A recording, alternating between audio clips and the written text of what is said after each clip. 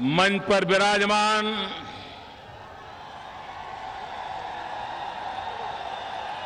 Haryana Bharatiya Janata party के पूर्व प्रदेश अध्यक्ष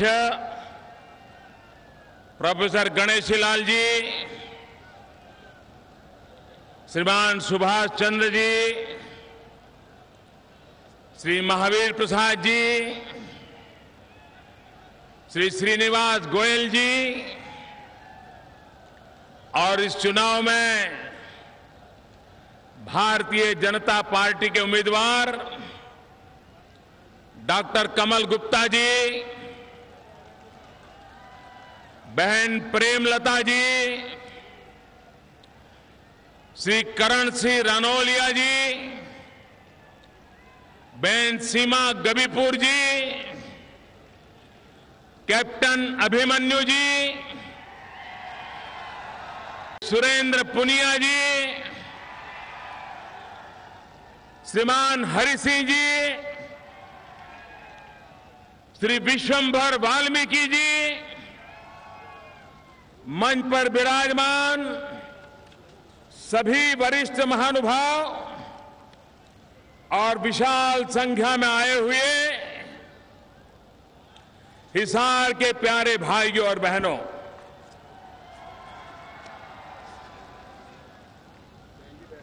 महाराजा अग्रसेन की इस पुण्य भूमि को मैं प्रणाम करता हूं।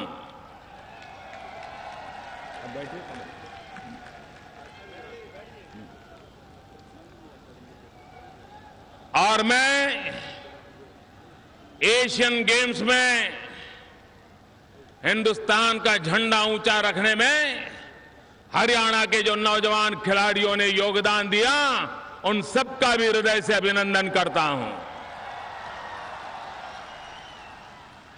हरियाणा का नौजवान पूरे हिंदुस्तान की आन बान शान बन गया है। वो लाख लाख बधाई के पात्र है। उसे मैं बधाई देता हूं, अभिनंदन देता हूं। भाइयों बहनों, अब चुनाव अंतिम सप्ताह की ओर चल पड़ा है। 15 तारीख को भारी मतदान करके हरियाणा भारतीय जनता पार्टी के पूर्ण बहुमत वाली सरकार बनाएगा, ये मेरा पूरा विश्वास है। मैं आज यहां चुनाव प्रचार के लिए नहीं आया हूं। मैं आज यहां आपको अग्रिम बधाई देने के लिए आया हूं, अग्रिम आभार व्यक्त करने के लिए आया हूं। हरियाणा ने हर प्रकार के अच्छे दिन भी देखे, बुरे भी दिन देखे।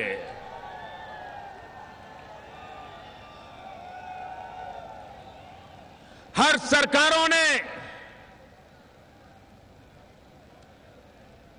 सरकार के मुखियाओं ने सिर्फ अपने परिवार के लिए दुकानें चलाई हैं, और जब तक ये दुकानें बंद नहीं करोगे, हरियाणा की शान शौकत बढ़ने वाली नहीं है। पिछले 25 साल में, भाइयों बहनों, मैं बहुत जिम्मेवारी के साथ कहता हूं, पिछले 25 साल में हरियाणा ने एक भी सरकार ऐसी देखी है जिस सरकार में सरकार के मुखिया के परिवारजनों का दबदबा न रहा हो। सारा राज्य, सारी सरकार, सारे अफसर एक परिवारों की सेवा में लगे ना हो, ऐसा आपने कभी देखा है क्या? ये लोकतंत्र परिवारशाही के लिए है क्या? आप मुझे बताइए, आपको परिवारशाही से मुक्ति चाहिए कि नहीं चाहिए? ये परिवारवाद से मुक्ति चाहिए कि नहीं चाहिए? हरियाणा को परिवारशाही से मुक्ति दिलानी है कि नहीं दिलानी? क्या आपका बेटा बड़ा नहीं बन सकता क्या? क्या आपका भाई बड़ा नहीं बन सकता क्या? क्या आपकी बेटी बड़ी नहीं बन सकती क्या? क्या आपकी बहन बड़ी बन नहीं सकती क्या? ये भारतीय जनता पार्टी का चरित्र देखिए। एक चाय वाले को भी उठा ला करके यहां बिठा दिया, लेकिन ये हरियाणा के राजनीतिक दल देखिए, सारे के सारे सिवाय परिवार के उनको कुछ नहीं सूझती है भाइयों। और इसलिए भाइयों बहनों, अब तक भी मुझे बताइए हरियाणा किसने चलाया? हर सरकार में कोई न कोई ऐसे ठेकेदार रहे जो बाद में जेलों में जिंदगी गुजारते रहे। हर सरकार में यही हुआ है। भाइयों बहनों, कुछ लोग इन दिनों झूठ फैलाने में लगे हैं। मुझे लोकसभा के चुनाव के समय भी ये बात स्पष्ट करनी पड़ी थी। इस बार भी मैं देख रहा हूं कुछ लोग जेल में से शपथ लेने के सपने देख रहे हैं और एक प्रकार से पूरी जिंदगी जेल में काटने का संकल्प भी कर रहे हैं। ये लोग मेरी पुरानी तस्वीर, उनके साथ किसी कार्यक्रम में निकली हुई तस्वीर, उसकी छोटी छोटी फोटो निकाल करके घरों में बांट रहे हैं और लोगों को ये संदेश दे रहे हैं कि चुनाव के बाद तो हम मोदी जी का ही समर्थन करने वाले हैं। मेरी सरकार हिंदुस्तान की जनता के समर्थन से चल रही है, 125 करोड़ देशवासियों के समर्थन से चल रही है। देश की जनता ने मुझे समर्थन दे दिया है। 15 मई को चुनाव के नतीजे आए तब समर्थन 125 करोड़ देशवासियों ने दे दिया है। मुझे जेलों में से समर्थन की जरूरत नहीं है। मुझे गुंडागिरी, माफियागिरी वालों के समर्थन की जरूरत नहीं है। मुझे नेक दिल, ईमानदार 125 करोड़ देशवासियों के समर्थन की जरूरत है। कृपा करके झूठ बोल करके, गुमराह करके लोगों को भ्रमित करने का प्रयास न करें। भारतीय जनता पार्टी हरियाणा को विकास देने के लिए चुनाव लड़ रही है। भारतीय जनता पार्टी हरियाणा में परिवारशाही से मुक्ति पाकर के लोकशाही की प्रस्थापना के लिए चुनाव लड़ रही है। Bharatiya Janata party good governance के लिए चुनाव लड़ रही है। और इसलिए मेरे भाइयों बहनों,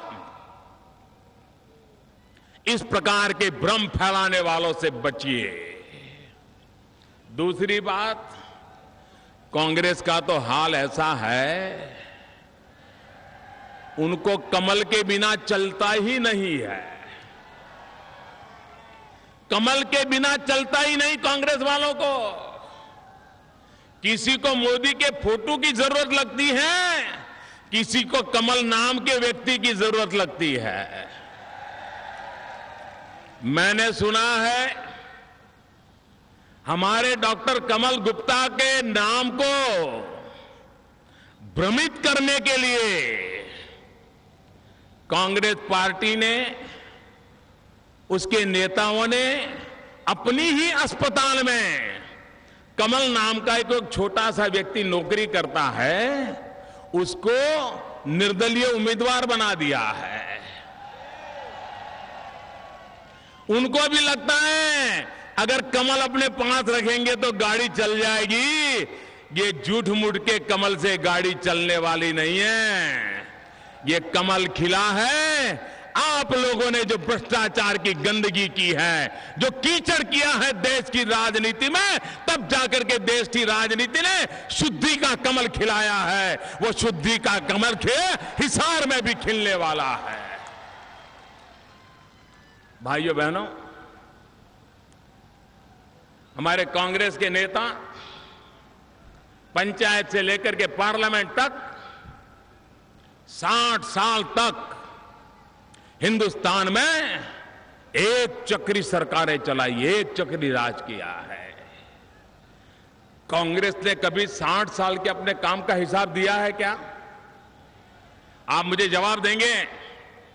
क्या कांग्रेस ने 60 साल में अपने काम का कोई हिसाब दिया है क्या? कोई हिसाब दिया है क्या? और मेरे से 60 दिन का हिसाब मांग रहे हो? अरे शर्म करो, शर्म करो। पहले जरा 60 साल के अपने पापों का हिसाब तो दो जनता को। और ये कैसे बेशरम लोग हैं। हुड्डा जी ने मान लिया है, हुड्डा जी ने मान लिया है, कांग्रेस ने मान लिया है, हरियाणा में उनका पराजय निश्चित है, मान लिया है। कल उन्होंने, उनकी सरकार ने चुनाव की आचार संहिता होने के बावजूद भी एक फैसला किया। क्या फैसला किया? दामाद को जमीन देने के काम को फाइनल कर दिया। उनको मालूम है चुनाव नतीजे के बाद दामाद को कुछ मिलने की संभावना नहीं है, इसलिए अभी कर्ज चुका दो। चुनाव के बीचों बीच पाप करने की इनकी हिम्मत देखिए। और मुझे लगता है ऊपर से डंडा चला है, ऊपर से, कि जाते जाते काम करके जाओ, जा रहे हो, हमारा क्या, और इसलिए उनको ये करना पड़ा है। भाइयों बहनों, मैं आशा करता हूं कि चुनाव आयोग इस प्रकार के लाभप्रद निर्णयों पर गंभीरता से सोचेगा और उचित निर्णय करेगा कि क्या चुनाव के मध्य कोई सरकार इस प्रकार के लाभप्रद देने वाले निर्णय कर सकती है क्या? आचार संहिता का उल्लंघन है क्या? इस बात पर भारत का चुनाव आयोग जरूर गंभीरता से विचार करेगा, ऐसा मुझे विश्वास है। जो लोग मुझसे जरा हिसाब मांग रहे हैं, जरा मैं उनको कहना चाहता हूं, जरा कांग्रेस के मित्रों, हमारा जरा रेल बजट तो देख लो। भाइयों बहनों, ये हिसार को 2 रेलवे लाइन निर्णय देने का निर्णय किसने किया? हिसार को 2 रेलवे लाइन देने का निर्णय किसने किया? भारतीय जनता पार्टी की सरकार बनने के पहले बजट में फैसला कर दिया गया है। इतना ही नहीं, एक नेशनल हाईवे हिसार को देने का फैसला सरकार बनते ही हमने कर लिया है। आप हमारे से 60 दिन का हिसाब मांग रहे हो? जो काम आप 60 साल में नहीं कर पाए, वो काम हमने पहले ही बजट में कर करके आपके सामने रख दिया है। इतना ही नहीं, नारनौल क्षेत्र, जहां से हमारे अभिमन्यु जी मैदान में हैं, नारनौल में भी रेलवे की लाइन और नेशनल हाईवे की लाइन, ये काम भी दे दिया गया है। इस तेजी से काम होता है भाइयों, तब जाकर के देश का भला होता है। भाइयों बहनों, आप टीवी पर श्रीमान अमिताभ बच्चन का शो देख रहे हो। अमिताभ बच्चन कौन बनेगा करोड़पति, इसका खेल खेलते हैं। टीवी के स्क्रीन पर तो कौन बनेगा करोड़पति इसका खेल चलता है, लेकिन हरियाणा सरकार में सारे मंत्री इस बात का खेल खेल रहे हैं कि कौन बनेगा अरबोपति। पूरी हरियाणा सरकार का हर मंत्री एक दूसरे के साथ स्पर्धा कर रहा है, कौन बनेगा अरबोपति। भाइयों बहनों, हम लोकतंत्र में विश्वास करने वाले लोग हैं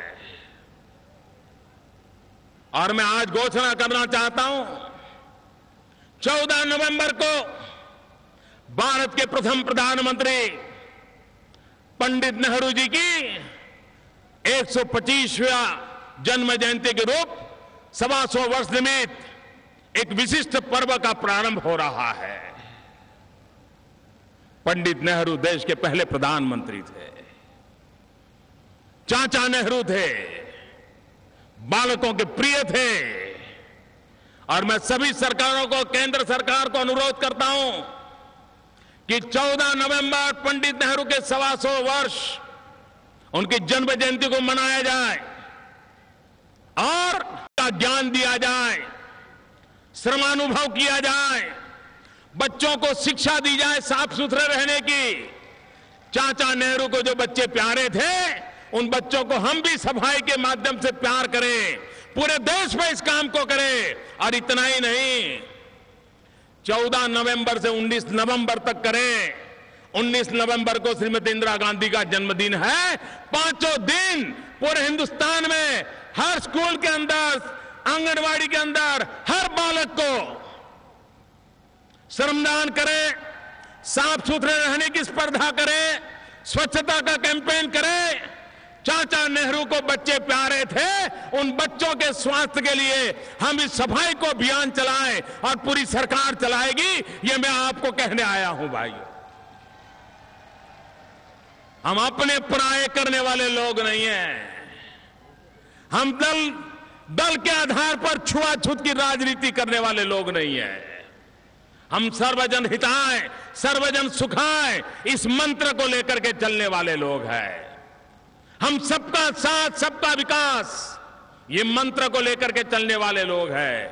और मैं विशेष रूप से पंडित नेहरू प्रति जिनकी अपार श्रद्धा है, उन लोगों को भी मैं आग्रह करता हूं कि आप भी मैदान में आइए और चाचा नेहरू को श्रद्धांजलि देने के लिए 5 दिन तक लगातार स्कूल में छोटे छोटे बालकों के साथ बैठ करके उनको सफाई के पाठ पढ़ाइए, पर्सनल हाइजीन के पाठ पढ़ाइए। मैं कांग्रेस के मित्रों को सविशेष आग्रह करता हूं, अब आप खाली हो गए हैं, जहां बचे खुचे हैं वहां भी खाली हो जाने वाले हो। अब आपके पास और कोई काम नहीं है तो कम से कम पंडित नेहरू के 125वीं जयंती को ढंग से मनाइए और बच्चों को आरोग्य की शिक्षा दीजिए।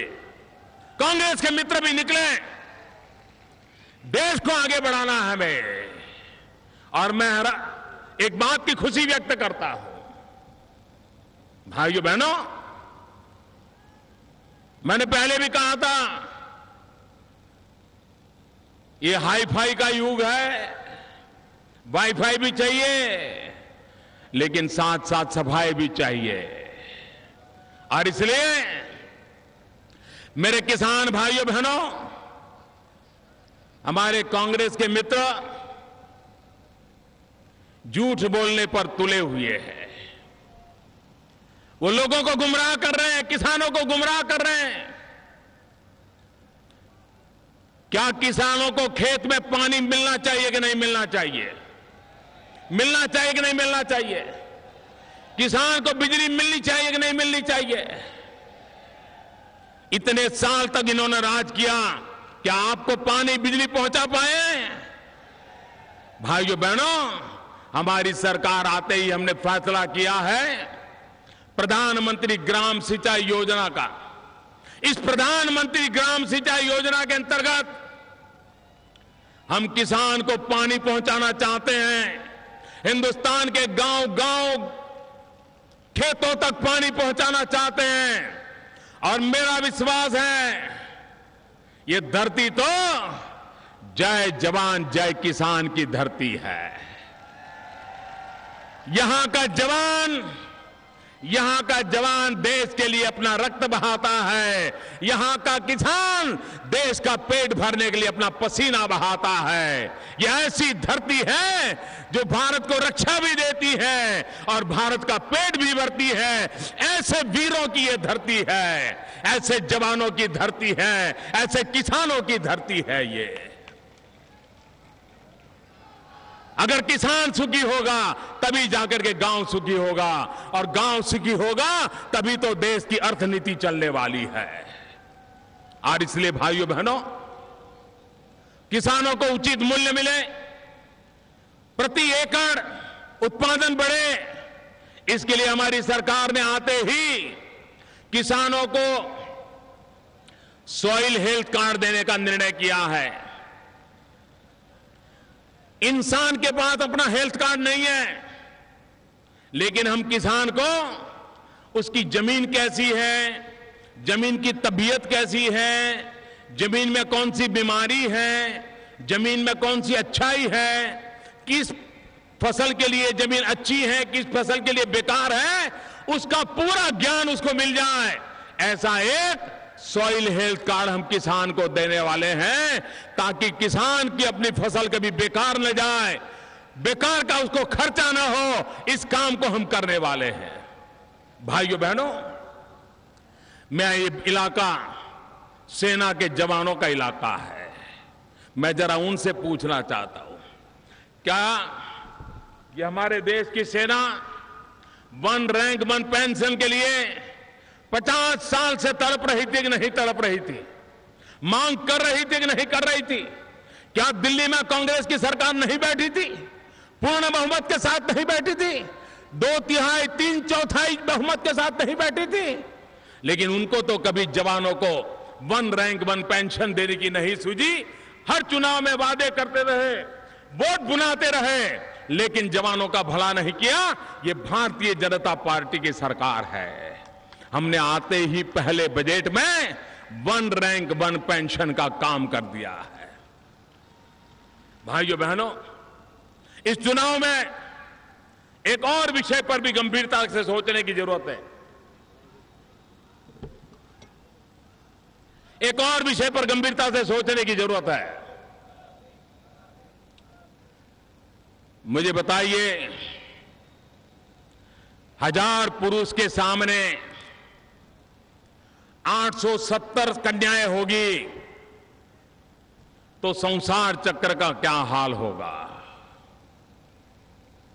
हर 1000 बालकों में करीब 125 बालक शादी नहीं कर पाएंगे। हरियाणा की स्थिति है पूरे हिंदुस्तान में जो सबसे खराब सेक्स रेशियो वाले 15 जिले हैं, उसमें 9 जिले हरियाणा के हैं। क्या बेटी को मां के गर्भ में मार देना, बेटी को जन्म मत देने देना, इस कलंक से हरियाणा को मुक्त करना है कि नहीं करना है?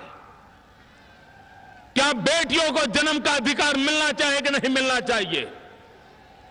क्या बेटी को मां की गोद में मार दिया जाएगा और सरकारें वोट बैंक की राजनीति के लिए आंखें बंद कर करके बैठी रहेगी? माताएं बहनें, मैं आपको विश्वास दिलाने आया हूं। दिल्ली में आपका एक भाई बैठा है, मेरी हरियाणा की माताएं बहनें, दिल्ली में आपका भाई एक दिल्ली में बैठा है। हम बेटियों को माता के गर्भ में मरने नहीं देंगे। ये कलंक को मिटाना है, ये परिस्थिति को बदलना है हमने। मैं जानता हूं काम कठिन है, लेकिन इस कठिन काम को हमें करना है। सरकार अपना दायित्व निभाए, समाज भी अपना दायित्व निभाए। मां बहनों का अपमान करके कोई भी समाज सुखी नहीं हो सकता है। मां बहनों पर अत्याचार करके कोई समाज सुखी नहीं हो सकता है। मां बहनों के आशीर्वाद के बिना कभी किसी की भलाई नहीं हो सकती है। और इसलिए मैं आग्रह के साथ कहने आया हूं, मुझे बताइए, आज हरियाणा के गांवों में गुंडागिर्दी के कारण बाहुबलियों के कारण सबसे ज्यादा परेशान कौन है? दलित कन्याओं पर बलात्कार की कितनी घटनाएं घटी हरियाणा में, दलित कन्याओं पर सामूहिक बलात्कार की कितनी घटनाएं घटी है। क्या ये सरकार का दायित्व नहीं था? जिस दल के नेता महिला हो, वोट मांगने निकलते हो और उसी राज्य के अंदर दलित कन्याओं पर बलात्कार की एक के बाद एक घटनाएं घटती चली जा रही हो, माताएं बहनें असुरक्षित हो, ऐसे बाहुबलियों का राज नहीं चाहिए। देश को ऐसी सरकारें चाहिए जहां माताएं बहनें सुरक्षित हो, सम्मान से जी सके, ऐसी सरकारें चाहिए। और इसलिए मेरी माताएं बहनें, आप मुझे आशीर्वाद दीजिए, आप मुझे साथ दीजिए। मुझे माताओं बहनों की सुरक्षा के लिए हरियाणा में ऐसी सरकार बनानी है जिसकी सरकार माताओं बहनों की सुरक्षा के लिए हर पल तैनात हो, उनकी चिंता करने वाली हो, ऐसी सरकार मुझे बनानी है। भाइयों बहनों, भ्रष्टाचार, जमीन के घोटाले, अनाप शनाप लूट, यही काम चला है। और इसलिए मैं आज आपसे अनुरोध करने आया हूं कि इस चुनाव में हरियाणा को एक पूर्ण बहुमत की आवश्यकता है। आधी अधूरी सरकार मत बनाइए। आप मुझे बताइए, हजारों साल से हमारा ये हिंदुस्तान है कि नहीं है? भाइयों, जरा पूरी ताकत से जवाब दीजिए। हजारों साल से हिंदुस्तान है कि नहीं है? आजादी का आंदोलन हिंदुस्तान ने लड़ा था कि नहीं लड़ा था? आजादी के बाद भी हिंदुस्तान है कि नहीं है? कांग्रेस की सरकार थी तब भी हिंदुस्तान है कि नहीं है? लेकिन क्या कभी दुनिया में हिंदुस्तान का डंका बजता था? बजता था। अमेरिका में हिंदुस्तान का डंका बजा कि नहीं बजा? बजा कि नहीं बजा? कैसे बजा? कैसे बजा? कैसे बजा? अरे मोदी के कारण नहीं बजा है भाइयों।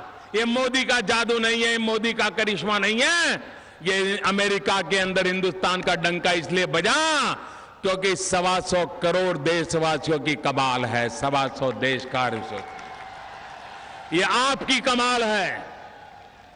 125 करोड़ देशवासियों ने 30 साल के बाद दिल्ली में पूर्ण बहुमत वाली सरकार बनाई। उसके कारण आज सारी दुनिया हिंदुस्तान के साथ बात करने के लिए तैयार हो गई। अगर आपने पूर्ण बहुमत वाली सरकार न बनाई होती तो हिंदुस्तान को कोई पूछने वाला नहीं था। यह आपकी कमाल है। आप मुझे बताइए, क्या हरियाणा को भी ऐसा गौरव मिलना चाहिए कि नहीं मिलना चाहिए? हरियाणा की इज्जत बढ़नी चाहिए कि नहीं बढ़नी चाहिए? पूरे हिंदुस्तान में हरियाणा का जय जयकार होना चाहिए कि नहीं होना चाहिए? विदेशों में भी हरियाणा का जयकार होना चाहिए कि नहीं होना चाहिए? अगर ये होना है तो हरियाणा को पूर्ण बहुमत वाली सरकार चाहिए। ऐसी सरकार जो खुद निर्णय कर सके, ऐसी सरकार जो नौजवानों को रोजगार देने के लिए काम कर सके। आप मुझे बताइए, अगर किसान के घर में 3 बेटे होंगे और किसान को कहो कि भाई 100 एकड़ भूमि है, 3 बेटे हैं, मौज से जियो, तो किसान कहता है नहीं भाई, एक बेटा खेती करेगा, 2 बेटों को तो कहीं नौकरी पे लगा देना है। कहता कि नहीं कहता किसान? अपने 3 बेटों में से एक बेटे को खेती कराता है, बाकी 2 को नौकरी के लिए भेजना चाहता कि नहीं भेजना चाहता है? ये नौकरी कहां से मिलेगी?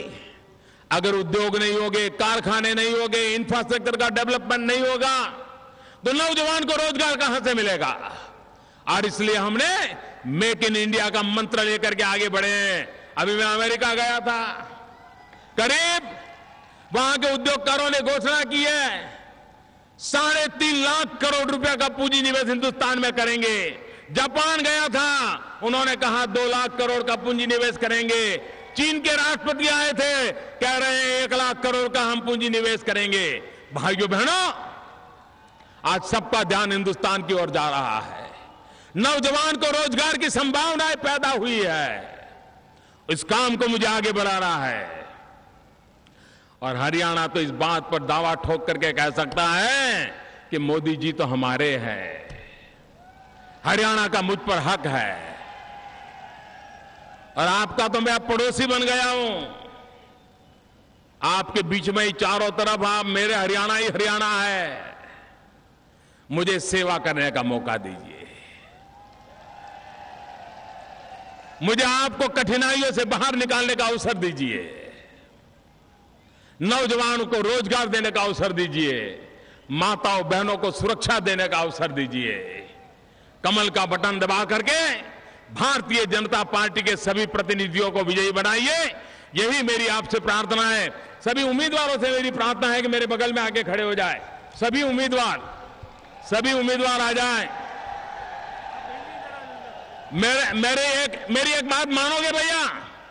सब लोग मेरी एक बात मानोगे? पूरे आवाज से जवाब दो तो मैं बोलूं, बताओ मानोगे? बैठे हैं वहां पर कोई कूड़ा कचरा छोड़ करके नहीं जाएंगे। बोतल पड़ी है तो बोतल उठा लेंगे, कागज पड़ा है तो कागज उठा लेंगे। ये मैदान साफ करना हमारी जिम्मेवारी है, सफाई कर्मचारियों की जिम्मेवारी नहीं है। साफ करोगे, सब उठा करके जाओगे। ये भारत माता हमारी माता है, उस मां को गंदा करना हमारे लिए पाप है। हम इसको गंदा नहीं करेंगे। भाइयों बहनों, मेरे साथ बोलिए, भारत माता की। दोनों मुट्ठी बुन करके पूरी ताकत से बोलिए, भारत माता की, भारत माता की, भारत माता की।